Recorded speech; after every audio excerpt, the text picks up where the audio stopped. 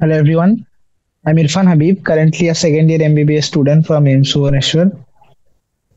I've cleared my NEET 2022 with All India rank 594 and a score of 685. আজ আমরা chapter number 12 human physiology, যেটা হচ্ছে breathing and exercise, breathing and exchange of gases, অর্থাৎ কিভাবে মানব শরীরে গ্যাসের আদান প্রদান হয় এবং সেই প্রক্রিয়াটাকে যেটাকে আমরা বলি শ্বাস প্রশ্বাস, তাই তো, ব্রিদিং। তো এই পুরো প্রক্রিয়াটা বোঝার জন্য আমরা জানি যে আমরা যখনই বেঁচে আছি তো মানব শরীরে বেঁচে থাকার জন্য, তাই তো, মানুষের বেঁচে থাকার জন্য কিছু জিনিস অবশ্যই জরুরি, সেগুলি হচ্ছে লাইক ফুড, দেন অক্সিজেন, রাইট, আদার থিংস। তো এই যে অক্সিজেন, এটা কেন নেসেসারি? এটা নেসেসারি ফর রেসপিরেশন।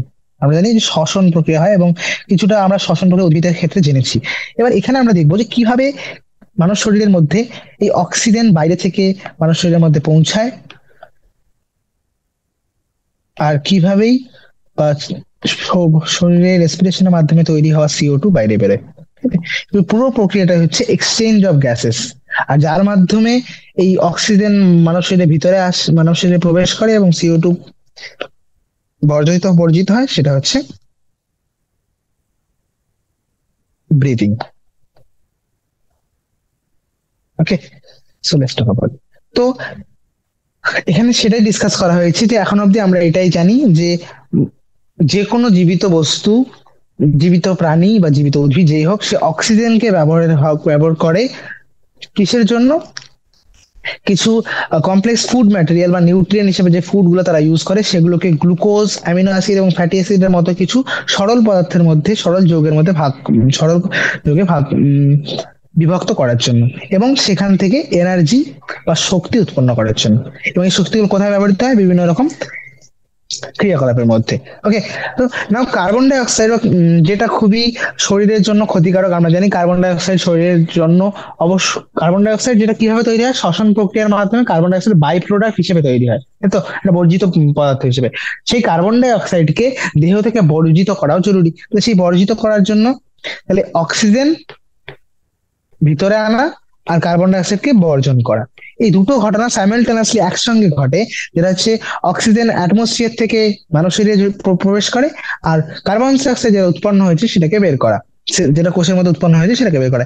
এই প্রক্রিয়াটিকে বলা হয় ব্রিদিং, এবং এটাকে আমরা রেসপিরেশন বলি। রেসপিরেশন সেলুলার লেভেলে গেলে তখন সেটা সেলুলার রেসপিরেশন বা কোষীয় শ্বসন, যেটা যেখানে আমরা দেখছিলাম ডিরেক্টলি কিভাবে অক্সিজেন ব্যবহৃত হয় এবং কার্বন ডাই অক্সাইড বর্জিত হয়। আর এখানে আমরা দেখলাম যে অক্সিজেন আসা এবং কার্বন ডাই অক্সাইড মানব শরীরে অক্সিজেন প্রবেশ করছে এবং কার্বন ডাই অক্সাইড বেরিয়ে যাচ্ছে, এই পুরো ওভারঅল প্রসেসটাকে ব্রিদিং বা রেসপিরেশন দুটোই বলা হয় একসাথে।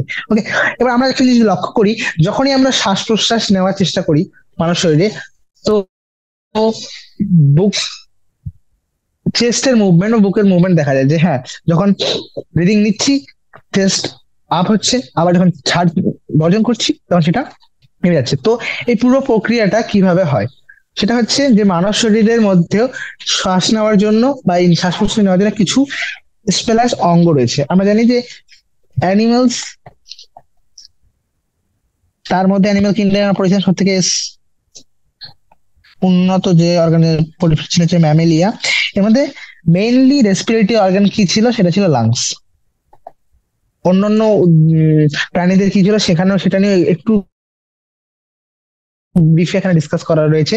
যেমন আমরা যদি দেখি যে বিভিন্ন প্রাণী, তাদের ডিপেন্ড করে যে তাদের শারীরিক শারীরিক অঙ্গ সংস্থানটা কি রকম তার বেসিসে। যেমন স্পঞ্জের ক্ষেত্রে রয়েছে ওয়াটার ক্যানাল সিস্টেম, সিলেন্টারেট বা নিডেরিয়াদের ক্ষেত্রে রয়েছে ফ্ল্যাট ওয়ার্মদের ক্ষেত্রে আমরা জানি তাদের বডি সারফেস দিয়ে, এবং এছাড়াও অন্যান্য যেমন দেখো এরা হচ্ছে নিজেদের বডি সারফেস, যে এটা যদি সিলেন্টারেট হয় সাপোজ, বা আমি যদি একটা ফ্ল্যাট ওয়ার্মের উদাহরণ নিয়ে নিই, টিনিয়া, ঠিক আছে। তো এই ফ্ল্যাট ওয়ার্ম গুলো, এদের যে পৃষ্ঠতল রয়েছে দেহের, সেই দেহের পৃষ্ঠতলের মাধ্যমেই সিম্পল ডিফিউশন বা সরল ব্যাপন প্রক্রিয়ায় CO2 অক্সিজেনের এক্সচেঞ্জ অর্থাৎ রেসপিরেশন প্রক্রিয়াটি করে। এবার কিছু কিছু উন্নত প্রাণীদের ক্ষেত্রে, তাদের ক্ষেত্রে কি রয়েছে? কিছু স্পেশালাইজড ভাস্কুলারাইজ স্ট্রাকচার। ভাস্কুলারাইজ কেন বলছি? ভাস্কুলারাইজ মানে হচ্ছে যখন সেখানে দেহ তরল ব্যবহৃত হবে। দেহ তরল হিসেবে আমাদের শরীরে রক্ত রয়েছে, এবার তাদের ক্ষেত্রে হয়তো রক্ত না থাকে, অন্য কোনো দেহ তরল রয়েছে। যে দেহ তরলটা রয়েছে সেই দেহ তরলে নিমজ্জিত কিছু গঠন, সেগুলো হচ্ছে গিল। এরা কোথায় থাকে? সাধারণত যে সমস্ত আর্থ্রোপোড অর্থাৎ সন্ধিপদ প্রাণীরা রয়েছে এবং মোলাস্কা বা মোলাস্কাদের ক্ষেত্রে। তো কম্বোজ এবং সন্ধিপদ প্রাণীদের, সন্ধিপদ মধ্যে মেইনলি জলজ, এদের ক্ষেত্রে গিল দেখা যায়। গিল কি? গিল হচ্ছে এমন একটা গঠন যে গঠনটার মধ্যে কি রয়েছে, যেটা দেহতলের মধ্যে নিমজ্জিত থাকে। এবার যদি মনে করো একটা স্ট্রাকচার যেটা ডিরেক্টলি দেহতলে নিমজ্জিত, তাহলে এখানে ডিরেক্টলি কি হবে? বাইরে থেকে যে অক্সিজেন আসছে, oxygen exchange, oxygen carbon dioxide exchange হবে ডিরেক্টলি। তো এই প্রক্রিয়াটা, এই ধরনের রেসপিরেশনটাকে, এই ধরনের শ্বাস প্রশ্বাস নেওয়ার মাধ্যমে কি বলে? সেটাকে বলে ব্রাঙ্কিয়াল রেসপিরেশন। ওকে, এটা কি বলছি তাহলে? Branchial respiration. তাহলে প্রথম দেখলাম যে একদম বেসিক, একদম বেসিক, একদম সরল লেভেলে যা যা কোষীয়, যে সমস্ত প্রাণীদের ক্ষেত্রে কোষীয় অঙ্গ সংস্থান দেখা যায়, যেমন হচ্ছে সিলেন্টারেড হয়ে গেল, সরি সিলেন্টার না, যেমন স্পঞ্জের ক্ষেত্রে। আবার যাদের ক্ষেত্রে মনে করো কলা দেখা যায়, কলা স্তরের, যেমন রয়েছে সিলেন্টারেড বা নিডেরিয়া, টিনোফোরা, তো তাদের ক্ষেত্রে দেখলাম, তাদের ক্ষেত্রে। এবং তার সঙ্গে সঙ্গে ফ্ল্যাটওয়ার্মদের ক্ষেত্রে, এদের ক্ষেত্রে কোনো স্পেশালাইজড রেসপিরেটরি অর্গান নেই, ঠিক আছে? এদের ক্ষেত্রে রেসপিরেটরি অর্গান হিসেবে এদের যে দেহের বডি সারফেসটা রয়েছে বা দেহের যে পৃষ্ঠতল রয়েছে সেটাই কাজ করে। আর অন্যদিকে তার থেকে একটু ডেভেলপ, যেমন হচ্ছে জলজ অসন্ধিপদেরা বা কম্বোজ প্রাণীরা, ঠিক আছে, তাদের ক্ষেত্রে কি রয়েছে? তার একটা জিনিস, সেটা হচ্ছে ফুলকা, তাই তো? রক্ত জাল সম্পন্ন ফুলকা, গিল বা ফুলকা ব্যবহার করে থাকে। Okay? এবার অন্যদিকে যদি দেখো, ভাস্কুলারাইজড ব্যাক, রক্তবাহ সমন্বিত থলি, যেটা হচ্ছে রক্তবাহ সমন্বিত থলি, যেটা হচ্ছে লাংস বা ফুসফুস, এটা কারা ব্যবহার করে? যে সমস্ত স্থলজ সন্ধিপদ রয়েছে এবং স্থলজ মোলাস্ক রয়েছে, এবং তার সঙ্গে সঙ্গে আমরা জানি ফুসফুস কারা ব্যবহার করে, আমরা ফুসফুস ব্যবহার করে থাকি, তাই তো? তো তার সঙ্গে সঙ্গে ভার্টিব্রেট, এবার তাহলে ম্যামালস, বার্ডস, এরা হচ্ছে লাংসের মাধ্যমে রেসপিরেশন করে। অন্যদিকে অ্যামফিবিয়ান্স, রেপটাইলস, বা তাহলে কি উভচর প্রাণীরা বা সরীসৃপ হলো পাখি বা স্তন্যপায়ী, এরা সবাই লাংসের মাধ্যমে রেসপিরেশন করে থাকে, ঠিক আছে? আর মাছের ক্ষেত্রে কি দেখা যায়? ফুলকা। এবার দু রকম মাছ দেখেছিলাম আমরা, কিছু মাছ রয়েছে যেমন যেগুলি সমুদ্রে থাকে, আর কিছু ছিল মিষ্টি জলের, তাই তো? কনডেক্টিস এন্ড অস্টিকটিস। তো আমরা দেখেছিলাম যে কনডেক্টিস এর ক্ষেত্রে যে ফুলকাটা রয়েছে সেই ফুলকাটা কানকবিহীন, আর অস্টিকটিস এর ক্ষেত্রে ফুলকা কানকো যুক্ত। কানকোর কাজ কি? ফুলকাকে কভার করে রাখা। ওকে, তাহলে এখান থেকে আমরা কিছু জিনিস বলতে পারি যে, যেমন লোয়ার অর্গানিজম থেকে যত বেশি হায়ার অর্গানিজমের দিকে যাব, তত বেশি স্পেশালাইজ হচ্ছে। প্রথমে বডি সারফেস, দেন হলো ফুলকা, অবশেষে লাংস। তো দেহ সারফেস দিয়ে যখন বডি সারফেস দিয়ে রেসপিরেশন হয়, তখন সেটাকে বলা হয় কিউটেনিয়াস রেসপিরেশন। ব্যাঙের ক্ষেত্রে আমরা জানি, হয়তো লেখা আছে যে উভচর প্রাণীর ক্ষেত্রে সাধারণত ব্যাঙ, এরা হচ্ছে এদের যে সিক্ত দেহ ত্বকটা রয়েছে, সিক্ত দেহ ত্বকের মাধ্যমেও শ্বাস প্রশ্বাস, শ্বসনতন্ত্র দেখাতে পারে। সেটা হচ্ছে, সেটাকে আমরা কি বলি? শ্বাসকার্য চালাতে পারে, এবং এই ঘটনাটাকে আমরা বলি কিউটেনিয়াস রেসপিরেশন, তাই তো? এটা হচ্ছে কিউটেনিয়াস রেসপিরেশন। ফুলকার মাধ্যমে সেটাকে বলে ব্রাঙ্কিয়াল রেসপিরেশন। আর লাংস এর মাধ্যমে সেটাকে বলে পালমোনারি রেসপিরেশন। আমরা জানি পালমোনারি কথাটাই ব্যবহৃত হয় লাংস এর জন্য, তাই তো? ফুসফুসের জন্য। তাহলে এর মধ্যে মনে রাখবো, গিল এবং তার সঙ্গে লাং, এই দুটোই কিন্তু ভাস্কুলারাইজড। এবার একটা হচ্ছে ভাস্কুলারাইজ স্ট্রাকচার, আর একটা হচ্ছে ভাস্কুলারাইজড ব্যাগ বা থলির মতো। লাংস হচ্ছে একটা থলির মতো। ভাস্কুলারাইজ কেন হচ্ছে? কারণ এটা রক্তবাহে সমন্বিত। তুমি যদি গিলকে দেখো, গিল চারদিকে রক্তবাহ সমন্বিত রয়েছে। এবার যদি লাংস দেখো, তো লাংস সেরকমই রয়েছে, right? Okay, now the next thing is মানব শ্বসনতন্ত্র, হিউম্যান রেসপিরেটরি সিস্টেম। এবার এইটুকু দেখে তো আমাদের এইটুকু আইডিয়াতে চলে এসেছে যে মানব শরীরে একটা সুগঠিত শ্বসনতন্ত্র রয়েছে, যেটা মেইনলি কার মাধ্যমে পরিবাহিত হয়? আমরা জানি মানব শরীরে, বা যেহেতু আমরা ম্যামালস, তো আমাদের ক্ষেত্রে অবশ্যই পালমোনারি রেসপিরেশন দেখা যাবে। অর্থাৎ মেইন রেসপিরেটরি অর্গান বা শ্বসনাঙ্গ কি? সেটা হচ্ছে লাংস, রাইট? তো আমাদের ক্ষেত্রে রয়েছে মেনলি দুটো এক্সটার্নাল নস্ট্রিলস বা একজোড়া বহিঃনাসারন্ধ্র রয়েছে। কি কি পার্ট রয়েছে দেখো, পার্ট গুলো বলছি। বহিঃনাসারন্ধ্র, যেটা একদম যদি দেখো আপার লিপের ঠিক উপরে, রাইট, এখানে দেখতে পাচ্ছি, সেখান থেকে গেল, সেটা কন্টিনিউ হয় নেসাল চেম্বার, তাই তো, বা নাসাপথের মাধ্যমে নাসিকা প্রকোষ্ঠ অব্দি, পুরো নাসিকা প্রকোষ্ঠ অব্দি বিস্তৃত। সেখান থেকে এটা কি খুলে যাবে ফ্যারিংস বা গলবিলের মধ্যে, গলবিল উন্মুক্ত হলো, এই থেকে মাউথ থেকে এলো। এবার এবার আমরা জানি গলবিল কি, গলবিল হচ্ছে সেই অংশটা যেখানে হচ্ছে it's the common passage for food and air. অনেক সময় কোশ্চেন জিজ্ঞেস করা হয় যে খাদ্য এবং বায়ুর কোন অংশটা হচ্ছে খাদ্য এবং বায়ু প্রবেশের জন্য একটা সাধারণ প্রবেশ পথ, অর্থাৎ দুটোই একসময় আসতে পারে, সেই জায়গাটা হচ্ছে গলবিল বা ফ্যারিংস। এবার এই ফ্যারিংস দিয়ে কোথায় ওপেন করবে, এটা গিয়ে খুলবে হচ্ছে ষড়যন্ত্রের মাধ্যমে, যে ল্যারিংস রয়েছে ল্যারিংস এর মাধ্যমে এটা গিয়ে খুলবে ট্রাকিয়ার, তাই তো। তো ল্যারিংস কে আমরা বলি ষড়যন্ত্র, কারণ এখানে এটা হচ্ছে সাউন্ড প্রোডাকশনেও কাজ করে। এখান থেকে আমাদের যে এই গলার আওয়াজ আসছে, এই যে ভয়েস কথা বলছে না, এই সমস্ত জিনিস ল্যারিংস থেকে উৎপন্ন হয়, তো এটা ষড়যন্ত্র বলা হয়। ষড়যন্ত্র কি না, এটা একটা যে ষড়যন্ত্রের মাধ্যমে ফ্যারেন্স দিয়ে কোথায় খুললো, ট্রাকিয়া বা শ্বাসনালী। ওকে, ল্যারিংস এখানে একটা বলা রয়েছে যে ল্যারিংস বা ষড়যন্ত্র, এটা কি, ষড়যন্ত্র হচ্ছে একটা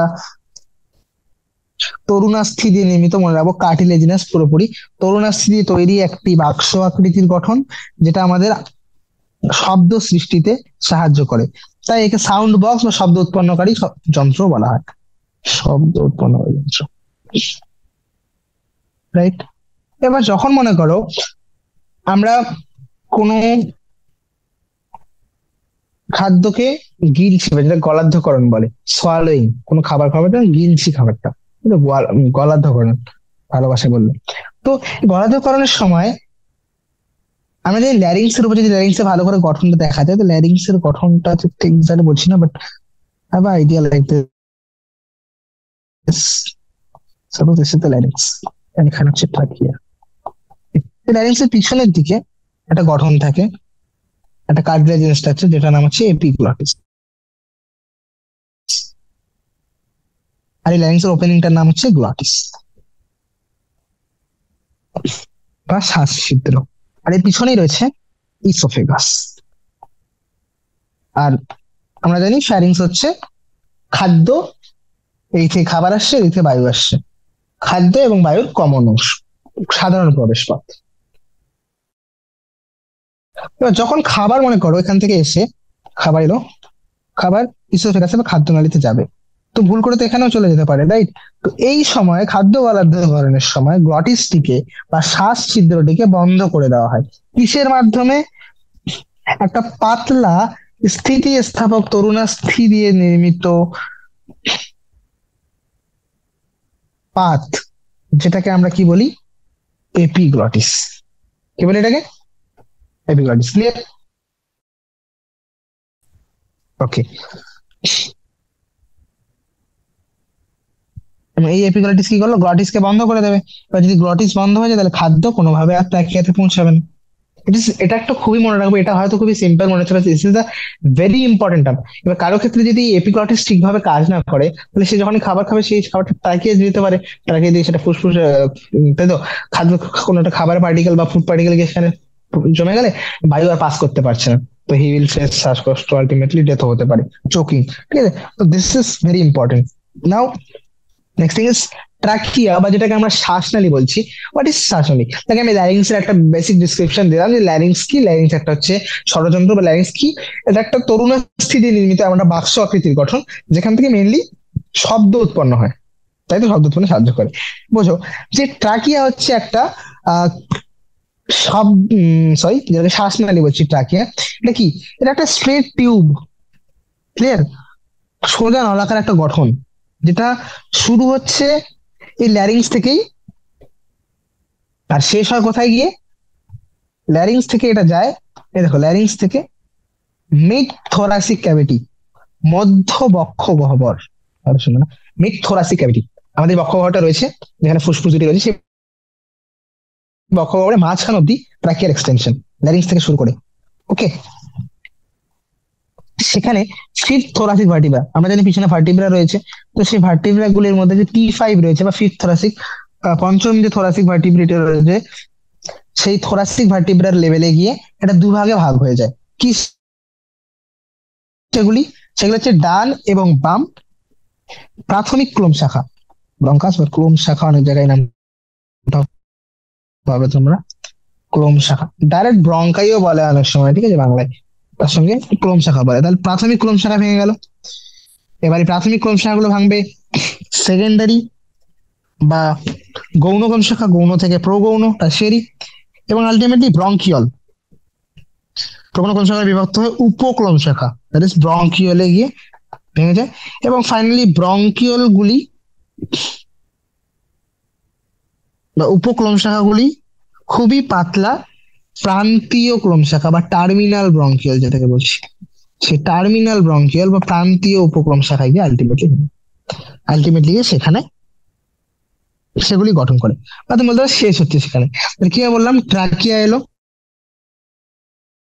ট্রাকিয়া থেকে উৎপন্ন হলো ব্রঙ্কাই, প্রাইমারি ব্রঙ্কাই, প্রাইমারি ব্রঙ্কাই ভাঙলো সেকেন্ডারি ব্রঙ্কাই, সেকেন্ডারি ব্রঙ্কাই ভাঙলো টার্সিয়ারি ব্রঙ্কাই। এবার আলটিমেটলি গিয়ে এভাবে ডিভিশন হতে হতে হতে হতে হতে ফাইনালি কি তৈরি করবে, সেখান থেকে তৈরি হবে হচ্ছে টার্মিনাল ব্রঙ্কিয়াল বা প্রান্তীয় উপক্রম শাখা। এই প্রান্তীয় উপক্রম শাখাগুলো,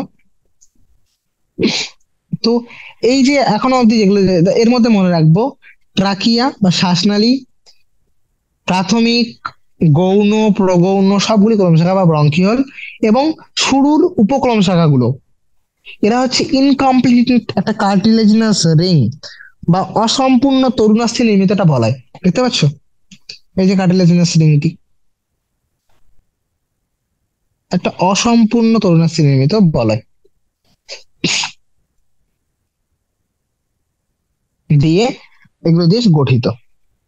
এবার আলটিমেটলি প্রত্যেকটি প্রান্তীয় উপক্রম শাখা বা টার্মিনাল ব্রঙ্কিওল গিয়ে একটি খুবই পাতলা ইররেগুলার ওয়ার্ল্ড, অর্থাৎ একটা পাতলা এবং খুবই পাতলা অসম প্রাকার বিশিষ্ট ভাস্কুলারাইজড রক্তবাহ সমন্বিত থলির মতো গঠনে গিয়ে খোলে, যেটাকে আমরা বলি অ্যালভিওলাই বা বায়ুথলি।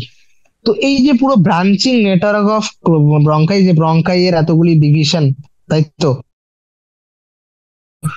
সেকেন্ডারি, টার্সিয়ারি, আর কি কি ব্লা ব্লা ব্লা, এন্ড ব্রঙ্কিওলের এতগুলি ডিভিশন ইনিশিয়াল থেকে শুরু করে একদম শেষ থেকে টার্মিনাল অবধি, এবং আলটিমেটলি গিয়ে কোথায় খুললো, অ্যালভিওলাইতে। এই সব কিছু মিলেই পুরো ফুসফুস তৈরি হয়। এরকম না ফুসফুসে শুধুমাত্র অ্যালভিওলাই রয়েছে, দেখো ফুসফুসে যেমন প্রাইমারি ব্রঙ্কিয়াল রয়েছে, টার্সিয়ারি ব্রঙ্কিয়াল রয়েছে, সেমনি আলটিমেটলি টার্মিনাল ব্রঙ্কিয়াল এবং অ্যালভিওলাইও রয়েছে। এবার ফুসফুসের গঠন যদি দেখি, ফুসফুস কি, ফুসফুস হচ্ছে একটি আহ দ্বিস্তরীয় প্লিউরা দিয়ে ঢাকা থাকে। ইট ইস covered by double year pleura, দ্বিস্তরীয় pleura দিয়ে ঢাকা থাকে, এবং দুটো প্লিউরা মাঝখানে, এই যে দুটো হচ্ছে এটা একটা বাইরের প্লিউরা, দুটো প্লিউরা মাঝখানে কি থাকছে, ইন্টারপ্লিউরাল স্পেস, যেখানে প্লিউরাল ফ্লুইড থাকে। প্লুরাল ফ্লুইডের কাজ কি, প্লুরাল ফ্লুইড বা প্লুরাল তরলের কাজ কি? প্লুরাল তরলের কাজ হচ্ছে, যখন আমরা জানি আমরা যখন শ্বাস নিই, ফুসফুসগুলো এক্সপ্যান্ড করে, ফুসফুসগুলো বিস্তৃত হবে, কারণ অ্যালভিওলাই গুলো এরকম, বাতাস আসবে এরা ফুলে যাবে, রাইট, এটা যখন ফুলে যাবে তো ফুসফুস এক্সপ্যান্ড করবে বা বিস্তৃত হবে। এবার যদি ফুসফুস বিস্তৃত হয় তো ফুসফুসের চান্স তো রয়েছে যে এগিয়ে ঘষা, ঘর্ষণ হতেই পারে, রাইট, যে চেস্ট ওয়াল রয়েছে, বক্ষগহ্বর রয়েছে তার সাথে। তো এই জিনিসটাকে রক্ষা করার জন্য এই প্রোটেক্টিভ মেমব্রেন রয়েছে প্লিউরা। আর দুটো প্লিউরা লেয়ার, যদি প্লিউরা দিয়ে ঘষণ না খেয়ে যায়, বা প্লিউরা থেকে যদি এমন কোনো প্লিউরা গিয়ে এখানে আঘাত হলো, প্লিউরাতে কি চলে, সে আঘাতটা ডাইরেক্টলি তো ফুসফুসে ফেলতে পারে, যাতে এই যে প্রোটেকশনের জন্য এই বিস্তৃতির সময় যেন কোনো রকম ঘর্ষণ তৈরি না হয় বা কোনো রকম ড্যামেজ না হয়, তার জন্য এখানে কি রয়েছে, প্লুরা তরল। এটা কি করে, একটা লুব্রিক্যান্টের মতো কাজ করে। ইট reduces the friction on lung surface. এটা কি করে, ফুসফুসের তরল, ফুসফুস তলে ঘর্ষণটাকে হ্রাস করে।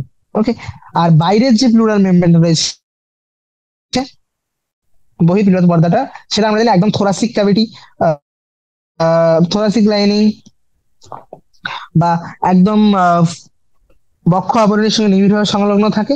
আর অন্যদিকে ইনার প্লুরাল মেমব্রেন যেটা, সেটা আমাদের লাং সারফেস, অর্থাৎ ফুসফুসীয় তলের সাথে। তাহলে দুটো লেয়ার রয়েছে ফুসফুসে প্লুরাল, তার মধ্যে ইনারটা হচ্ছে ফুসফুসের সাইডে, আর আউটারটা হচ্ছে বক্ষ আবরণের দিকে। ক্লিয়ার? আর দুটোর মাঝখানে কি রয়েছে? প্লিউরাল ফ্লুইড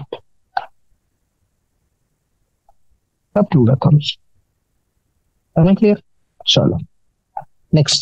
এবার এই যে আমাদের বহিঃ নাসারন্ধ্র থেকে শুরু করে, রাইট, আমি এখান থেকে দেখালাম বহিঃ নাসারন্ধ্র থেকে শুরু করে, স্টার্টিং ফ্রম হিয়ার, বহিঃ নাসারন্ধ্র থেকে শুরু করে টার্মিনাল ব্রঙ্কিউল প্রান্তীয় উপকলম শাখা অব্দি, এই পার্টটার মধ্যে কোনো রকম বায়ুর আদান প্রদান হয় না কোনো সার্ফেসের সাথে। তো এই পুরো পার্টটাকে বলে কন্ডাক্টিং পার্ট বা পরিবাহী অংশ। আর অন্যদিকে অ্যালভিওলাই বা বায়ুথলি এবং তার যে নালীগুলো রয়েছে, তার নালিকাগুলি রয়েছে, সেগুলো আমরা কি জানি? সেগুলো হচ্ছে রেসপিরেটরি বা এক্সচেঞ্জ পার্ট হিসেবে কাজ করে। তাহলে সেগুলি কাজ করে কিসে? গ্যাসীয় বিনিময় অঞ্চল হিসেবে কাজ করে। ওকে, তাহলে দুটো অংশ, একটা হচ্ছে পরিবাহী অংশ আর একটা হচ্ছে গ্যাসের বিনিময়কারী অঞ্চল। ঠিক আছে? পরিবাহী অংশের মধ্যে কি থাকবে? এক্সটার্নাল নস্ট্রিল থেকে শুরু করে পুরো টার্মিনাল ব্রঙ্কিউল অব্দি, অর্থাৎ বহির্নাসারন্ধ্র থেকে শুরু করে প্রান্তীয় উপকলম শাখা অব্দি। যেহেতু এই অংশে কোন রকম গ্যাসের আদান প্রদান হয় না, তাই এই অংশকে আমরা বলি পরিবাহী অংশ। পরিবাহী অংশ। আর ফাইনালি অ্যালভিওলাই, অ্যালভিওলাইয়ের ডাক এবং এই যে আদার কনস্টিটিউয়েন্ট পার্ট গুলো, এগুলোকে মিলে কি তৈরি হয়? সেটা হচ্ছে রেসপিরেটরি সিস্টেমের এক্সচেঞ্জিং পার্ট বা রেসপিরেটরি পার্ট, আদান প্রদানকারী অংশ বা বিনিময়কারী অংশ বলতে পারো। রাইট, দ্যাট ইজ বিনিময়কারী অংশ। বিনিময়কারী অংশ। Clear? চলো, পরিবাহী অংশের কাজ কি? পরিবাহী অংশের কাজ হচ্ছে শুধুমাত্র আহ বায়ুমণ্ডলীয় বায়ুকে বায়ুথলি অবধি পৌঁছে দেওয়া, এবং তার সঙ্গে সঙ্গে যে বিজাতীয় বস্তুগুলি রয়েছে, ফরেন পার্টিকেল, যে বিজাতীয় বস্তুগুলির অপসারণ করা, বায়ুকে আর্দ্র করে তোলা অর্থাৎ হিউমিডিফাই করা, এবং তার সঙ্গে আমরা জানি বায়ুমণ্ডলে যে বায়ুটা আসছে, হতে পারে কেউ একটা ডিজার্টের মধ্যে রয়েছে বা খুব হাই টেম্পারেচার অঞ্চলে রয়েছে। তো সেই টেম্পারেচার, হাই টেম্পারেচার বাতাস কি শরীরের মধ্যে যদি চলে আসে, ড্যামেজ করতেই পারে, বা যদি খুব লো টেম্পারেচার থাকে সেটাও ড্যামেজ করতে পারে। তো আমাদের বডি টেম্পারেচার আনাও জরুরি। তো দ্যাটস ওয়াই এই কন্ডাক্টিং পার্টের কাজই, কন্ডাক্টিং পার্ট হচ্ছে কোনো ফরেন পার্টিকেল যদি দেখো নাকের মধ্যে আমাদের অনেক আহ, লোম রয়েছে, রাইট, এবং তার সঙ্গে অনেক মিউকাস মিউকাস গ্ল্যান্ড রয়েছে, যেগুলির কাজ কি? কোনো ফরেন পার্টিকেল যদি এসে যায় বা কোনো একটা অবিজাতীয় বস্তু হলে সেটাকে আটকে দেওয়া, তারপর বায়ুকে আর্দ্র করে তোলা, হিউমিডিফাই করা, শুষ্ক বায়ু যেটা ক্ষতি করতে পারে সেটাকে হিউমিডিফাই করা, এবং হিউমিডিফাই এর মাধ্যমে সেটাকে বডি টেম্পারেচারে আনা, বডির যে আমাদের দেহের যে তাপমাত্রা, সেই তাপমাত্রার মধ্যে আনা, যাতে কোনো ক্ষতি না হয়। দেহের তাপমাত্রা আনা, এই তিনটা কাজ হচ্ছে পরিবাহী অংশের কাজ। আর আলটিমেটলি এক্সচেঞ্জ পার্ট, যে বিনিময়কারী অংশটা রয়েছে, সেই বিনিময়কারী অংশই হচ্ছে actual site for oxygen carbon die oxide exchange between blood and atmosphere. অর্থাৎ এটাই হচ্ছে সেই স্থান যেখানে রক্ত এবং বায়ুমণ্ডলীয় বায়ুর মধ্যে অক্সিজেন এবং কার্বন ডাই অক্সাইডের প্রকৃত ব্যাপন ঘটে। ক্লিয়ার? এটা আমরা রেসপিরেশনের ডেফিনেশনে পড়েছিলাম। ট্রাকিয়ার কোনো ভূমিকা নেই বিনিময়ে, ট্রাকিয়ার ভূমিকা হচ্ছে পরিবহনে, পরিবাহী অংশ ট্রাকিয়া। ঠিক আছে? Okay, now talking about lungs, main part যেটা ফুসফুস। সেই ফুসফুস কোথায় থাকে? থোরাসিক চেম্বারের মধ্যে বা বক্ষ গহ্বরের মধ্যে অবস্থিত, যেটা একটা খুবই সারিস্থানিক ভাবে দেখতে গেলে বায়ু নিরুদ্ধ প্রকোষ্ঠ, এয়ার টাইট চেম্বার। বা এয়ার টাইট চেম্বার, চেম্বার কেন জরুরি? এবার এয়ারটাইট চেম্বার কেন বলছি এটাকে দেখো। তুমি যদি বক্ষ গহ্বরকে ভালো করে লক্ষ্য করো, এখানে যদি দেখি, দেখাই বক্ষ গহ্বরকে, এটা বক্ষ গহ্বর। তো এই বক্ষ গহ্বরটি ডরসালি ভার্টিব্রাল কলাম, এখানে যদি সাইড ভিউ দেখাই, তো এদিকে ভার্টিব্রাল কলাম গুলি রয়েছে। ওকে, ভেন্ট্রালি, তাহলে আহ পৃষ্ঠদেশে মেরুদণ্ড, অঙ্গদেশে, অঙ্গদেশে কি রয়েছে? অঙ্গদেশে রয়েছে স্টারনাম, ল্যাটারালি পার্শ্বদেশে রয়েছে পাজর, রিবস, অজর। আর নিচের দিকে রয়েছে ডোম সাইজের একটা ডায়াফ্রাম বা মধ্যচ্ছেদা। সবগুলো মিলে পুরো বক্ষ গহ্বরটাকে একটি অ্যানাটমিক্যাল এয়ার টাইট চেম্বার বা বায়ু নিরুদ্ধ প্রকোষ্ঠ তৈরি কনভার্ট করে ফেলে। এবার এই গঠনটা কেন জরুরি, বা ফুসফুসের শারীরিক অবস্থান এমন কেন হওয়াতে কি লাভ হয়? এর ফলে যদি থোরাসিক ক্যাভিটিতে বা আমার যে বক্ষ গহ্বরের যে রয়েছে, বক্ষ গহ্বরে যদি একটু আমি কোনোভাবে আয়তনের পরিবর্তন ঘটাই, তাহলে সেটা ফুসফুসীয় গহ্বরের মধ্যে বা পালমোনারি ক্যাভিটির মধ্যে রিফ্লেক্ট হবে, প্রতিফলিত হবে, তাই তো? এবং এই শ্বাসকার্যের জন্য, আর আমরা জানি আমরা কিছু কিছু প্রাণী রয়েছে যারা, যাদের আমাদের ফুসফুসে ফুসফুসে কোনো মাসেল নেই, রাইট? তো ফুসফুস নিজের আয়তন তো চেঞ্জ করতে পারবে না। তো এই আয়তনটা চেঞ্জ করা জরুরি, কারণ আমরা যদি আয়তন চেঞ্জ করি, আমি পরবর্তীতে দেখাবো, যখন ভলিউম বা আয়তন বৃদ্ধি পাবে তখনই প্রেসার ডিক্রিজ হবে, চাপ হ্রাস পাবে, ফলে বায়ুমণ্ডল থেকে বাতাস প্রবেশ করবে, রাইট? তো এই আয়তন পরিবর্তন করা খুবই জরুরি। তো এই আয়তন পরিবর্তনের জন্যই খুবই ইম্পর্টেন্ট জিনিস হচ্ছে এয়ার টাইট চেম্বার বা বায়ুনিরুদ্ধ প্রকোষ্ঠ তৈরি করা। ফলে আমি বক্ষ গহ্বর চেঞ্জ করতে পারি, আমরা আমাদের ডায়াফ্রামকে মুভমেন্ট করাতে পারি, আমরা আমাদের স্টার্নামকে মুভমেন্ট করাতে পারি, বিকজ এগুলো সব পেশির সঙ্গে যুক্ত। তো এদেরকে যখন আমি মুভমেন্ট করাবো, এদের যদি আমি এরকম মুভমেন্ট করাই, এটা তো মুভমেন্ট, এদেরকে যদি আমি মুভমেন্ট করাই, এদেরকে যদি মুভমেন্ট করাই, তাহলে বক্ষ গহ্বরে চেঞ্জ হবে। বক্ষ গহ্বরের আয়তনে চেঞ্জ হলে সেই বক্ষ গহ্বরের আয়তন কোথায় চেঞ্জ? ফুসফুসের আয়তন চেঞ্জ করবে। ফুসফুসের আয়তন চেঞ্জ করলে ব্রিদিং বা শ্বাস প্রশ্বাস ঘটবে, শ্বাসকার্য সম্পন্ন হবে, রাইট? এবার আসছি আলটিমেটলি শ্বসন। শ্বসন প্রক্রিয়ায় কিছু নিম্নলিখিত ধাপ রয়েছে, 5টা ধাপ বাড়াবো। কি কি? ফার্স্ট, ব্রিদিং বা শ্বাসকার্য, যেটাকে আমরা বলি শ্বাসকার্য, বা একে অনেক সময় বলা হয় ফুসফুসীয় বায়ু চলাচল। ফুসফুসীয় বায়ু চলাচল, যার মাধ্যমে বায়ুমণ্ডল থেকে বায়ু ভিতরে প্রবেশ করে এবং কার্বন ডাই অক্সাইড সমৃদ্ধ বায়ুথলির বায়ুগুলি বাইরে নির্গত হয়। Oxygen in, carbon die oxide out. Next process কি? এবার অ্যালভিয়ালি অব্দি হয় এলো, সেটা মেনে নিলাম যে পৌঁছালো অ্যালভিয়ালিতে, তোমাদের বায়ুথলিতে। তারপর কি হবে? তারপর সেই অক্সিজেন এবং কার্বন ডাই অক্সাইডের এই বায়ুথলির পর্দার মধ্যে দিয়ে এটা ব্যাপন ঘটা। ব্যাপন হয়ে কোথায় যাবে? ব্লাডের কাছে, রক্তের কাছে। ডিফিউশন হয়ে গেল। তারপর সেই রক্তের বায়ু রক্তের মধ্যে চলে এলো, সেই অক্সিজেন গুলি কার্বন ডাই অক্সাইড বেরিয়ে গেল, এবং সেটা এবার কি হবে? পরিবাহিত হবে। এবার রক্তের মাধ্যমে গ্যাসীয় বস্তুর পরিবহন হবে, এবং ফাইনালি রক্ত সেই অক্সিজেন সমৃদ্ধ রক্ত আর carbon die oxide less, carbon die oxide বিহীন রক্তটা যখন, মানে শুদ্ধ বিশুদ্ধ রক্ত যখন পৌঁছালো কোথায়? কোষের মধ্যে। এবার কোষের মধ্যে হচ্ছে শ্বসন প্রক্রিয়া, এখানে মেটাবলিজম বিভাগ চলছে সবসময়। তো অক্সিজেন ইউটিলাইজ হবে আর কার্বন ডাই অক্সাইড উৎপন্ন হবে। তো আবার এখানে কি হবে? অক্সিজেন এবং কার্বন ডাই অক্সাইডের ব্যাপন হবে, এবং যে অক্সিজেন গুলি আসলো সেই অক্সিজেন গুলি এবার কোষ নিজের বিভিন্ন বিপাকীয় প্রক্রিয়ার জন্য ব্যবহার করবে আর কার্বন ডাই অক্সাইডকে উৎপন্ন করবে, কার্বন ডাই অক্সাইড নির্গমন করবে। এটাকে আমরা বলি সেলুলার রেসপিরেশন বা কোষীয় শ্বসন। অলরেডি আমরা ডিসকাস করেছি এটা প্লান্ট রেসপিরেশন, রাইট? তো এখানে আমাদের জানা কি জরুরি? এই 4টে স্টেপ, কিভাবে আসছে অর্থাৎ ব্রিদিং প্যাটার্নটা, শ্বাসকার্য গঠনটা, দেন কিভাবে বায়ুথলির পর্দা বরাবর এর ব্যাপন হচ্ছে, আলটিমেটলি কিভাবে বায়ু রক্তের মাধ্যমে পরিবাহিত হয় এবং কোষের পর্দার মধ্যে ব্যাপন। ফার্স্ট আসছি শ্বাসক্রিয়া পদ্ধতিটা বা মেকানিজম অফ ব্রিদিং, যেটাকে আমরা বললাম, বা অপর নাম হচ্ছে ফুসফুসীয় বায়ু চলাচল। তো এই ফুসফুসীয় বায়ু চলাচলের পদ্ধতিটা দেখছি।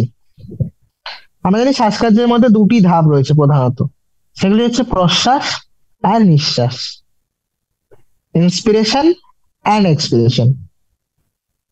ইন্সপিরেশন বা প্রশ্বাস, প্রশ্বাসকালে কি হয়?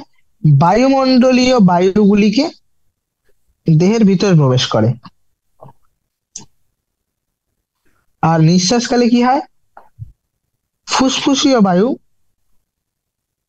বায়ুথলি থেকে বায়ুথলি বায়ুগুলো বেরিয়ে যায়। তো এই যে বায়ুর আদান প্রদান বায়ুমণ্ডল এবং ফুসফুসের মধ্যে, এটা কিভাবে হয়?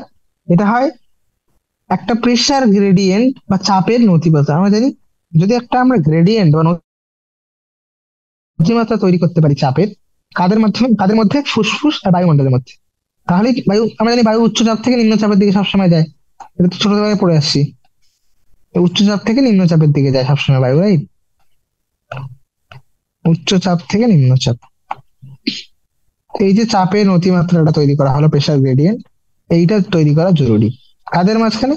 ফুসফুস আর অ্যাটমসফিয়ার বা বায়ুমণ্ডল। এবার আহ প্রশ্বাস প্রক্রিয়াটি কখন হয়?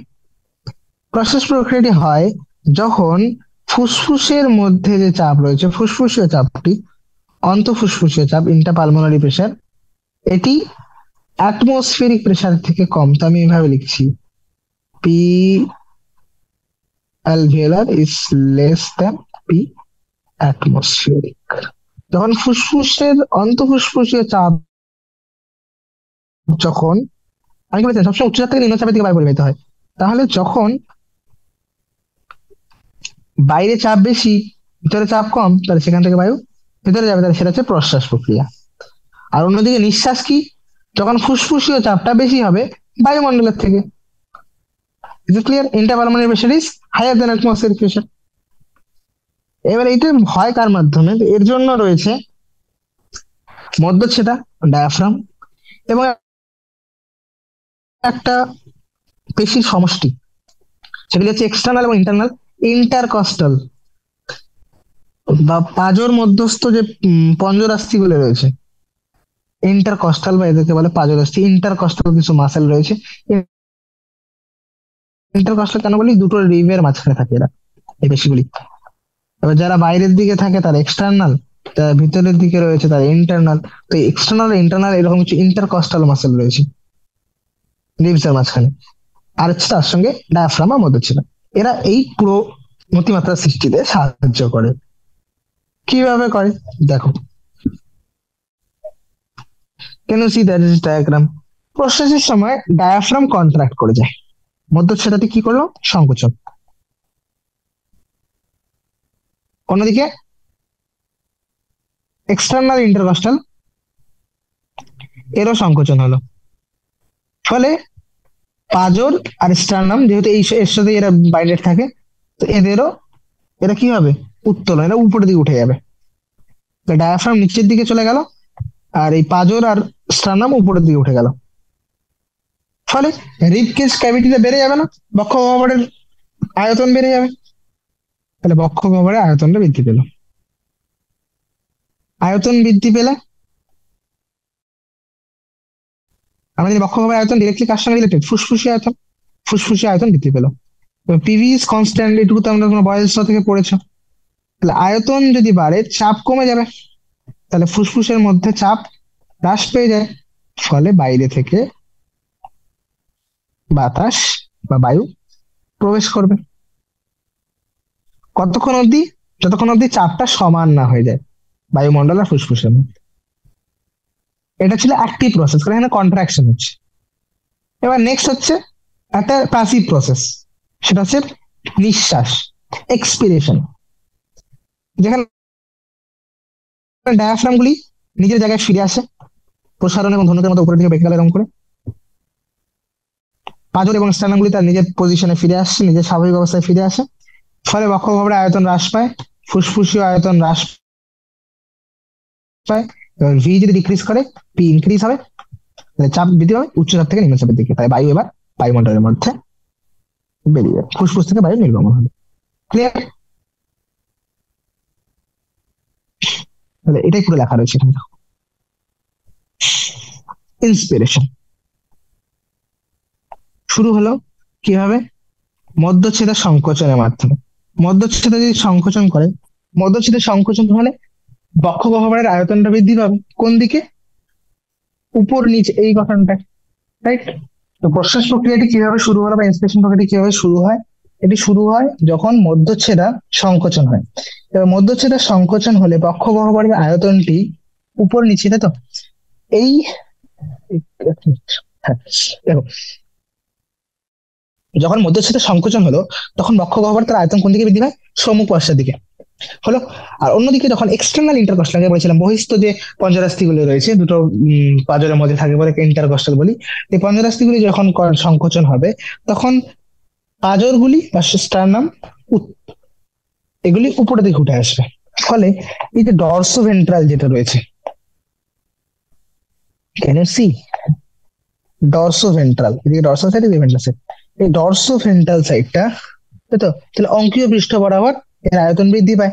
তাহলে অগ্রপশ্চাৎ দিকেও বৃদ্ধি পাচ্ছে, আর এদিকে অ্যান্টেরোপস্টেরিয়র দিকে বৃদ্ধি পাচ্ছে, আবার ডরসো ভেন্ট্রাল দিকেও ইনক্রিজ হচ্ছে। তো ওভারঅল থোরাসিক ভলিউম বা বক্ষগহ্বরের আয়তনটা বৃদ্ধি পায়। বক্ষগহ্বরের আয়তন বৃদ্ধি পেলে সেটা ডাইরেক্টলি প্রতিফলিত হবে কোথায়? ফুসফুসের আয়তনে। ফুসফুসের আয়তন বৃদ্ধি পেলে ফুসফুসের মাঝখানে চাপটা, তাই তো, অন্তঃফুসফুসের চাপ হ্রাস পায়। আন্তঃফুসফুসের চাপ হ্রাস পেয়ে পেয়ে যখন এটি বায়ুমণ্ডলের চাপের তুলনায় কমে যায়, ফলে তার প্রভাবে কি হয়? বায়ুমণ্ডল থেকে বায়ু ফুসফুসের মধ্যে প্রবেশ করে। ওকে, আর প্রশ্বাস প্রক্রিয়াটি সম্পন্ন হয়। এবার প্রশ্বাস প্রক্রিয়া সম্পন্ন হলো, এটা যদি পুরো আমরা যদি রেসপিরেশন 5 সেকেন্ড ধরে হয়, এটা মনে রাখবো, তার মধ্যে 2 সেকেন্ড হয় ইন্সপিরেশন আর 3 সেকেন্ড হচ্ছে এক্সপিরেশন। ইন্সপিরেশন একটা প্যাসিভ প্রসেস, রাইট? তো যে মধ্যচ্ছেদাটি সংকুচিত হয়েছিল সেটা যখন প্রসারিত হয়ে সেটা প্রসারিত হবে, বা পাঁজরাস্থিগুলো যে ইন্টারকস্টাল মাসল গুলো রয়েছে সেগুলি যখন তাদের নিজের নিজের জায়গায় ফিরে আসে, তখন বক্ষ গহ্বরের আয়তন হ্রাস পায়। ফলে ফুসফুসের আয়তন হ্রাস পায়, এর ফলে অন্তঃফুসফুসীয় চাপ বৃদ্ধি পায়। এবং এই চাপটা বৃদ্ধি পেয়ে যখন বায়ুমণ্ডল চাপের থেকে বেশি হয়ে যাবে, তখন সেখানে বায়ু নির্গমন হবে ফুসফুস থেকে বায়ুমণ্ডলের মধ্যে। এই প্রক্রিয়াটি কি বলছি? নিঃশ্বাস, প্রশ্বাস এবং নিঃশ্বাস। আমরা জানি একটা সুস্থ স্বাভাবিক মানুষ, তাই তো, আমরা কি করতে পারি? আমরা আমাদের প্রশ্বাস এবং নিঃশ্বাসের ক্ষমতাকে বাড়াতে পারি। আমি চাইলে বেশি বেশি করে শ্বাস নিতে পারি। আমি যেতে গেলে যেতে তো প্রশ্বাস অনেকক্ষণ ধরে প্রশ্বাস নিতে পারি। আমি তত ডিউরেশন বাড়াতে পারি, আমি স্ট্রেন্থ বাড়াতে পারি। তো আমাদের কাছে অ্যাবিলিটি রয়েছে, আমাদের কাছে সক্ষমতা রয়েছে যে আমরা প্রশ্বাস নিঃশ্বাসের ক্ষমতা আমরা বাড়াতে পারি। এবং এটা কার মাধ্যমে হয়? এটা কিছু অতিরিক্ত পেশি রয়েছে আমাদের আমাদের অ্যাবডোমেনের মধ্যে, বা আমাদের উদরের মধ্যে অবস্থিত কিছু অতিরিক্ত পেশির মাধ্যমে আমরা এই ক্ষমতা বাড়াতে পারি। ঠিক আছে? এবার একটা সুস্থ স্বাভাবিক মানুষ প্রতি মিনিটে প্রায় 12 থেকে 16 বার শ্বাসকার্য চালায়, তাই তো? তো স্পাইরোমিটার যন্ত্র ব্যবহার করে শ্বাসক্রিয়ায় ব্যবহৃত বায়ুর আয়তন পরিমাপ করা যেতে পারে। এবং স্পাইরোমিটার নামে একটা যন্ত্র রয়েছে, এই যন্ত্রের মাধ্যমে আমরা এই ব্রিদিং মুভমেন্ট গুলি বা এই শ্বাসক্রিয়ায় ব্যবহৃত বিভিন্ন বায়ুর আয়তন গুলো মেজার করতে পারি। এবং এই বায়ুর আয়তন গুলো পরিমাপ করা কেন জরুরি? অনেক সময় ফুসফুসের ঠিকভাবে কাজ করছে কিনা, তাই তো, ফুসফুসের কার্যাবলীকে নিরূপণ করার জন্য অনেক সময় স্পাইরোমিটার ব্যবহার করা হয় ফুসফুসের আয়তনটাকে পরিমাপ করার জন্য। ঠিক আছে? তো আমার মনে রাখবো, নর্মাল মানুষ প্রত্যেক মিনিটে কতবার নিঃশ্বাস নেয়? অনেকে ভুল করে 72 বলে দেয়, তো হার্টবিটের সাথে ফিক্স করে নয়, 12 থেকে 16 বার। তাই তো? তো এভারেজ 5 সেকেন্ড ধরে একটা পুরো ইন্সপিরেশন এক্সপিরেশন সাইকেল চলে, যেখানে ইন্সপিরেশন 2 সেকেন্ড ধরে, এক্সপিরেশন 3 সেকেন্ড ধরে, এভারেজ এটাই হয়। ঠিক আছে? নেক্সট আসছি সেই শ্বাসকার্যের আয়তন, যেটা আমরা বললাম স্পাইরোমিটার দিয়ে মেজার করা হয়। এবং এই প্রসেসটাকে বলা হয় স্পাইরোমেট্রি। এই মেজারমেন্টের প্রসেসটা, এই পরিমাপের পদ্ধতিটাকে বলে স্পাইরোমেট্রি, যেখানে আমরা রেসপিরেটরি ভলিউম এবং তার সঙ্গে সঙ্গে ক্যাপাসিটি, শ্বাসকার্যের আয়তন এবং ক্ষমতা নির্ধারণ করি। কিভাবে? দেখো, তো প্রথম যে আয়তনটি আসে নাম, সেটা হচ্ছে টাইডাল ভলিউম। টাইডাল ভলিউমের বাংলা যদি বলতে যাই, তো এর আরেকটি নাম হচ্ছে প্রবাহী বায়ুর পরিমাণ। প্রবাহী বায়ু প্রত্যেক প্রত্যেকবার শ্বাসকার্যের মাধ্যমে কতটা বায়ু প্রবাহিত হয়, লাইক দ্যাট, তাই তো? তার মানে দেখো, ওটাই বলছি যে স্বাভাবিক প্রশ্বাস ও নিঃশ্বাসকালে, দেখো, স্বাভাবিক রেসপিরেশন বা স্বাভাবিক নিঃশ্বাস প্রশ্বাসকালে যতটি যে পরিমাণ বায়ু গ্রহণ বা বর্জন করা হয়, ইন্সপায়ার্ড আর এক্সপায়ার্ড, সেটাকে আমরা বলি প্রবাহী বায়ু পরিমাণ। এবং এটা সাধারণত কতটুকু হয়? 500 মিলিলিটার, 500 মিলিলিটার। একজন সুস্থ স্বাভাবিক মানুষ তাহলে প্রত্যেক মিনিটে 12 থেকে 16 বার, 12 থেকে 16 ইন্টু 500 করো, অ্যাপ্রক্সিমেটলি 6,000 থেকে 8,000 মিলিলিটার আসবে। তাহলে 6 লিটার থেকে 8 লিটার বায়ু প্রত্যেক মিনিটে। প্রত্যেক মিনিটে এতটা মানুষ, একটা সুস্থ স্বাভাবিক মানুষ এতটুকু বায়ু গ্রহণ বা বর্জন করতে পারে। ওকে, নেক্সট আসছি ইন্সপিরেটরি রিজার্ভ ভলিউম বা প্রশ্বাস ক্রিয়ায় অতিরিক্ত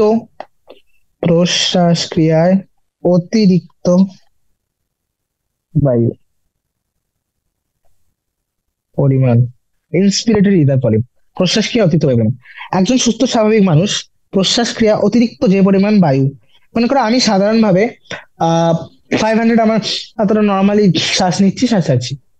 এবার কেউ একটা মানুষ যদি বলপূর্বক ভাবে এক্সট্রা ফোর্স অ্যাপ্লাই করে সে কতটা পরিমাণ নিতে পারবে, অতিরিক্ত বলপূর্বক করে সে ম্যাক্সিমাম যতটা পরিমাণ অ্যাডিশনাল ভলিউম বা অতিরিক্ত যে পরিমাণ বায়ু সে গ্রহণ করতে পারে সেটিকে বলা হয় ইন্সপিরেটরি রিজার্ভ ভলিউম। মানে এত সে নিতে পারে কিন্তু সাধারণ অবস্থায় নেয় না, তাই তো বলপূর্বক ভাবে সে নিতে পারবে। সেটা কতটা? সেটা হয় 2500 থেকে 3,000 মিলিলিটার। এটা ইন্সপিরেটরি রিজার্ভ ভলিউম বা প্রশ্বাস ক্রিয়ার অতিরিক্ত বায়ু পরিমাণ। তাহলে নিঃশ্বাস ক্রিয়ারও অতিরিক্ত বায়ু পরিমাণ হবে, নিঃশ্বাস ক্রিয়ার অতিরিক্ত বায়ু পরিমাণ, সেটা হচ্ছে এক্সপিরেটরি রিজার্ভ ভলিউম। তাহলে এটা কি? এটা হচ্ছে একজন মানুষ তার নিঃশ্বাস ক্রিয়া অতিরিক্ত যে পরিমাণ বায়ু বলপূর্বক ভাবে যতটা বর্জন করতে পারবে, সেটা কত? সেটা হয় 1,000 থেকে 1,100। আরেকটা লাস্ট ভলিউম, আরেকটা আয়তন আমরা জানি, সেটা হচ্ছে অবশিষ্ট বায়ু, রেসিডুয়াল অবশিষ্ট বায়ুর পরিমাণ। দেখো, এটা হচ্ছে বলপূর্বক ভাবে নিঃশ্বাসের পরও, মানে সাধারণভাবে আমি একদম বলপূর্বক ভাবে বায়ু বর্জন করলাম, কিন্তু তারপরেও একটা পরিমাণ বায়ু ফুসফুসের মধ্যে থেকে যায়, সেটাকে বলা হয় অবশিষ্ট বায়ু। এটা কতটা হয়? 1,100 থেকে 1,200 মিলিলিটার। এবার এই বায়ুটা কেন জরুরি? মনে করো যদি বলপূর্বক ভাবে আমি যদি বর্জন করে সব বায়ু বের করে দিতে পারি, তাহলে তো যে বায়ুথলিগুলো রয়েছে সেগুলো কোলাপস করে যাবে না? বায়ুথলিগুলো তো তখন মানে নষ্ট হয়ে যাবে, সব বাতাস বেরিয়ে যায়। তো এই অবশিষ্ট পরিমাণ বায়ুটা থাকে এই বায়ুথলির আকারগুলোকে মেনটেন করে রাখার জন্য, আকারগুলিকে ঠিকভাবে রাখার জন্য। ঠিক আছে, Clear? এবার রেসপিরেটরি ভলিউম বা বায়ুর পরিমাণ সম্বন্ধে আমাদের আইডিয়া চলে এলো। But in case of assessment, like আমরা যখন ডায়াগনোসিস করি ক্লিনিক্যাল কেসে, সেখানে পালমোনারি ক্যাপাসিটি জরুরি হয়। পালমোনারি ক্যাপাসিটি কি? পালমোনারি ক্যাপাসিটি হচ্ছে মানুষের শ্বাস দেখলাম, হচ্ছে বায়ুর আয়তনগুলি দেখলাম, রাইট? শ্বাস শ্বাসকার্যের আয়তনগুলি। এবার দেখছি শ্বাসকার্যের ক্ষমতা, রাইট? যেমন একটা ক্ষমতা হচ্ছে ইন্সপিরেটরি ক্যাপাসিটি, অর্থাৎ তার প্রশ্বাস ক্ষমতার কতটা। এই ক্ষমতাগুলি বিভিন্ন কাজে জরুরি, যেমন বিভিন্ন কন্ডিশনে এগুলো হ্রাস পায় বা বৃদ্ধি পায়, ঠিক আছে, বিভিন্ন ক্লিনিক্যাল কন্ডিশন। প্রশ্বাস ক্ষমতা, প্রশ্বাস ক্ষমতা কি? প্রশ্বাস ক্ষমতা হচ্ছে স্বাভাবিক নিঃশ্বাস প্রক্রিয়া। মনে করো একটা মানুষ সাধারণ নিঃশ্বাস, স্বাভাবিক নিঃশ্বাস নিল, স্বাভাবিক নিঃশ্বাসের পরে একটা মানুষ কতটা পরিমাণ বায়ু গ্রহণ করতে পারবে প্রশ্বাস ক্রিয়ার মাধ্যমে। এবার সে যদি কতটা করতে পারে, তো তার কাছে চান্স রয়েছে বলপূর্বক ভাবে গ্রহণ করার। তাহলে এটা কি আসবে? এটাতে টাইডাল ভলিউম তো আসবেই, তার সঙ্গে যে অতিরিক্ত পরিমাণ সে গ্রহণ করতে পারে সেটা, TV plus IRV is equal to IC. এর পরিমাণ কত হবে? 500 প্লাস 12 প্লাস 300 এরকম টাইপের। So it will be around 300 থেকে 3,500। এক্সপিরিটি ক্যাপাসিটি বা নিঃশ্বাস ক্ষমতা, বলো নিঃশ্বাস ক্ষমতা নিজেকে বলো। নিঃশ্বাস ক্ষমতা সাধারণ একটা প্রশ্বাস ক্রিয়ার পর আমি সাধারণভাবে প্রশ্বাস নিয়ে নিয়েছি, এরপরে সে ম্যাক্সিমাম কতটা বের করতে পারবে, তাহলে বল তাহলে সে কতটা পরিমাণ বায়ু বর্জিত করতে পারে, তাহলে তার মধ্যে কি আসবে? Tidal volume plus expiratory reserve volume. Clear? Functional residual capacity, what is functional residual capacity? Functional residual capacity বা এর আরেকটি নাম হচ্ছে ক্রিয়াপযোগী অবশিষ্ট বায়ু পরিমাণ। What does it mean? ক্রিয়া নামটা দেখো তাহলে বুঝতে পারবে। ক্রিয়াপযোগী অবশিষ্ট বায়ু পরিমাণ, এটা হচ্ছে স্বাভাবিক নিঃশ্বাস, মানে একটা মানুষ স্বাভাবিক নিঃশ্বাস কার্য করলো, তাই তো? তো সেই স্বাভাবিক নিঃশ্বাস কার্যের পরে যতটা পরিমাণ বায়ু ফুসফুসের মধ্যে অবশিষ্ট থাকে, কারণ সে দেখো আমি একটা গ্রাফে একটু পরে দেখাচ্ছি গ্রাফে। মনে করো সাধারণ একটা মানুষ 500 ml টাইডাল ভলিউম সে রিলিজ করলো, এবার সে বলপূর্বক ভাবে কিছুটা রিলিজ করতে পারতো, তার কাছে সেই ক্ষমতা রয়েছে ছিল, যে এক্সপিরিটিভ রিজার্ভ ভলিউম যেটা ছিল, বা যেটা অতিরিক্ত পরিমাণ নিঃশ্বাস ক্ষমতা, যেটা নিঃশ্বাস যে পরিমাণ, বায়ু পরিমাণটা সেটা বের করেনি, তাহলে সেইটা আর তার সঙ্গে অবশিষ্ট বায়ু পরিমাণ যেটা লাংসের মধ্যে সবসময় থাকে, সেটা রেসিডুয়াল। এইটা হচ্ছে একটা সাধারণ নিঃশ্বাস কাজের পরে স্বাভাবিক নিঃশ্বাস কাজে এতটা পরিমাণ বায়ু সবসময় পড়ে থাকে, তাহলে সেটাকে আমরা বলছি ক্রিয়া উপযোগী। সাধারণভাবে এটাই থাকে, বলপূর্বক ভাবে বের করার পরেও যেটা থাকবে সেটা হচ্ছে অবশিষ্ট পরিমাণ। আর বলপূর্বক ভাবে যদি না করে, তাহলে সেই বলপূর্বক পরিমাণ আর তার সঙ্গে অবশিষ্ট, এই দুটো মিলে কি হয়ে যাবে? Functional residual volume, functional residual capacity বলে। ক্রিয়া উপযোগী বা অবশিষ্ট বায়ুর পরিমাণ, FRC. Now the next question is vital capacity. Vital capacity হচ্ছে maximum volume of air and person can breathe in after a force expiration. অর্থাৎ মনে করো একটা মানুষ বলপূর্বক নিঃশ্বাস করে দিয়েছে, তাহলে সব বের করে দিয়েছে যতটা সে পারতো, তারপরে সে ম্যাক্সিমাম কতটা অব্দি নিতে পারবে, তাহলে সে বলপূর্বক বের করে দেওয়ার পরেও কতটা অব্দি নিতে পারবে। দ্যাট মিনস এর মধ্যে পুরো ইআরভি আসবে, তার সঙ্গে টাইডাল ভলিউম, এবং তার সঙ্গে ইন্সপিরেটিভ বলপূর্বক ভাবে কত নেবে, বা এভাবে বলতে পারো বলপূর্বক ভাবে প্রশ্বাস নেওয়ার পরে সে কতটা পরিমাণ বায়ু পরিত্যাগ করতে পারে, সর্বাধিক পরিমাণ। IRV plus TV plus total lung capacity কি? একটা মানুষ বলপূর্বক প্রশ্বাস নিয়েছে, তারপরে তার ফুসফুসের মধ্যে যতটা পরিমাণ বায়ু থেকে গেল, সেটা হচ্ছে টোটাল লাং ক্যাপাসিটি। এবার এই লাস্টের ক্যাপাসিটি এক্সপ্লেন করার জন্য একটা গ্রাফ ড্র করতে চাই। If you clear, look at this. সাধারণভাবে আমরা এইটুকু বায়ু নিয়ে থাকি, মনে করো এটা 0, 500, এতটা পরিমাণ বায়ু সাধারণ কন্ডিশনে একটা মানুষ নিয়ে থাকছে। এটা হচ্ছে নিঃশ্বাস, প্রশ্বাস, নিঃশ্বাস। এবার মনে করছে ম্যাক্সিমাম এতটা অব্দি নিতে পারে, এটা সে সাধারণ ভাবে নেয়, আর এইটা হচ্ছে সে ম্যাক্সিমাম পারে, এইটুকু সে ম্যাক্সিমাম পারে, তাহলে এটা হচ্ছে আইআরভি। আর দেখো নর্মাল একটা নিঃশ্বাস কার্যের পরে সে ম্যাক্সিমাম কত নিতে পারছে, এই পুরোটা, তাহলে আইআরভি প্লাস টিভি, সেটা হয়ে গেল আইসি, তাহলে এটা হচ্ছে ইন্সপিরেটিভ ক্যাপাসিটি। আর এটা নর্মাল শ্বাসকার্য চলছে, এবার নর্মাল একটা প্রশ্বাসের পরে সে ম্যাক্সিমাম কতটা রিলিজ করতে পারবে, তাহলে এটা কি হয়ে গেল? এটা হচ্ছে টিভি প্লাস এই পুরোটা হচ্ছে ইআরভি, তাই তো? বলপূর্বক ভাবে সে এতটা বের করতে পারে, আরো বেশি, তো সেটা হয়ে গেল টিভি প্লাস ইআরভি। এটাকে কি বলবো তাহলে আমি পুরো? এটা হচ্ছে ইসি, নিঃশ্বাস ক্ষমতা। তো আরো কিছু জিনিস দেখো, এতটা বের করার, বলপূর্বক ভাবে বের করার পরেও কিছু না কিছু পরিমাণ বায়ু সবসময় ফুসফুসের মধ্যে থেকে যায়, সেটা হচ্ছে রেসিডুয়াল ভলিউম। ক্লিয়ার? এবার যখন একটা মানুষ সাধারণ প্রশ্বাস কার্য, সাধারণ নিঃশ্বাস কার্য করলো, সাধারণ নিঃশ্বাস এই অবধি, তাহলে তার বায়ুতে এতটা পরিমাণ এখন অব্দি রয়েছে, সেইটা বের করেনি। এই এক্সপিড রিজার্ভ ভলিউম যেটা অতিরিক্ত পারত বের করতে, আর রেসিডুয়াল ভলিউম, তাহলে এটা কি হলো? Functional residual capacity. এবার একটি মানুষ মনে করো সাধারণ সে ম্যাক্সিমাম ইন্সপিরেশন করেছে, বলপূর্বক ভাবে সর্বাধিক প্রশ্বাস নেওয়ার পর সে কতটা বের করতে পারে সর্বাধিক, এই অবধি, তাহলে এই যে পুরোটা, সেটা হলো আইআরভি, অতিরিক্ত কতটা পরিমাণ বায়ু নিয়েছে, প্লাস প্রবাহী বায়ুটা, প্লাস অতিরিক্ত যতটা ছাড়তে পারে, এই পুরোটা কি হয়ে যাবে? তার ভাইটাল ক্যাপাসিটি, এতটা ভাইটাল পারে। আর একটা সর্বাধিক নিঃশ্বাস নেওয়ার পর, এই পয়েন্টটায় দেখো, সর্বাধিক নিঃশ্বাস নেওয়ার পর ফুসফুসের মধ্যে কোন বায়ু থাকছে? পুরো ভাইটাল ক্যাপাসিটি, তার সাথে রেসিডুয়াল ভলিউম, বা বলতে পারো আইআরভি, টিভি, ইআরভি, তার সাথে আরভি, সবগুলি মিলে হচ্ছে টোটাল লাং ক্যাপাসিটি, বা পুরো ফুসফুসের আয়তন। বোঝা গেছে? আশা করছি আমি বোঝাতে পেরেছি। ঠিক আছে? নিজেও গ্রাফ রেখে তোমরা আঁকার চেষ্টা করবে, তোমার নিজেরাই সব বের করতে পারবে। তাহলে এই ভ্যালুগুলো আমরা সবাই বলতে পারি। রেসিডুয়াল ভলিউম বলো 1100 থেকে 1200, ভাইটাল ক্যাপাসিটি বলো, সরি আইআরভি বলো 2500 থেকে 3000, ইভি বলো, ইআরভি বলো 1100 থেকে 1000 থেকে 1100, 1000 থেকে 1100, এটা 500, এটা 1000 থেকে 1200, 1000 থেকে 1200, সবগুলো ক্যালকুলেট করে তোমার টোটাল লাং ক্যাপাসিটি বের করতে পারবে, এটা বের করতে পারবে। আর আমাদের ভলিউম জানা আছে, তো ক্যাপাসিটিটা আমরা নিজে থেকে বের করতে পারবো, এগুলো সব অ্যাড করে করে বের হয়েছে, তাই তো? ওকে, তো তাহলে এখান থেকে বলো ফাংশনাল রেসিডুয়াল ক্যাপাসিটি ভ্যালু কত হবে? ফাংশনাল রেসিডুয়াল ক্যাপাসিটি হবে ইআরভি, দ্যাট মিনস 1100 থেকে 1200 প্লাস 1000 থেকে 1200, তো ইট উইল বি অ্যারাউন্ড 2100 থেকে 2400। লিটার থেকে 2.4 litre, like that. Okay, just so এগুলি হচ্ছে শ্বাস পদ্ধতি। এবার এবার কখনো কখনো আমার কোনো একটা মানুষ মনে করে সে সাধারণভাবে প্রশ্বাস নিতে পারছে কিন্তু নিঃশ্বাস নিতে পারছে না, নিঃশ্বাস করতে পারছে না।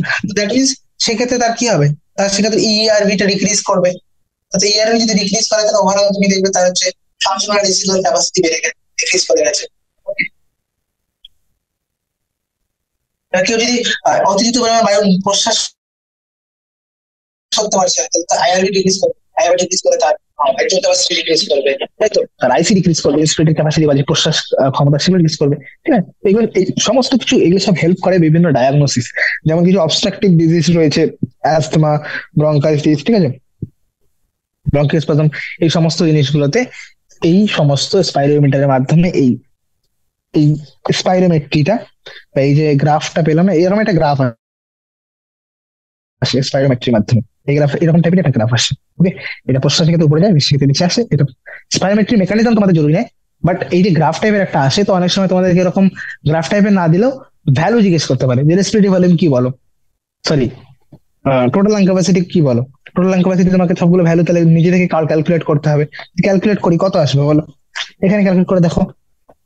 লেটস টেক ইটস 1000, এটা হচ্ছে 1100, 100 32600 প্লাস 25, তো 5100 থেকে টোটাল আসছে 5100 থেকে 1200, 1000, 1200, 24, 24 আর 29, 9 plus 3, 5900, can you see, approximately 6 liter, total lung capacity approximately 6 liter। এতটা জানি আমরা ফুসফুসের আয়তন হয়ে থাকে সাধারণত। That's all. সো এবার এর পরে আমরা কি, তাহলে প্রথম পার্টটা আমাদের হয়ে গেল, সেটা হচ্ছে ব্রিদিং। আমরা ছিলাম 4টা স্টেপ ছিল। প্রথম হচ্ছে শ্বাস কার্য বা ফুসফুসে বায়ু চলাচল। নেক্সট আসবে কিভাবে অক্সিজেন এবং কার্বন ডাই অক্সাইড অ্যালভিওলার পর্দার মধ্যে ব্যাপন প্রক্রিয়া করছে, তারপর সেটা পরিবাহিত হয়ে কোষের কাছে পৌঁছাবে, সেখানে আরেকবার ব্যাপন প্রক্রিয়া হবে। ওকে, এক্সচেঞ্জ অফ গ্যাস যেটা কোথায় হচ্ছে, অ্যালভিওলার মেমব্রেনে। Okay, will continue from this.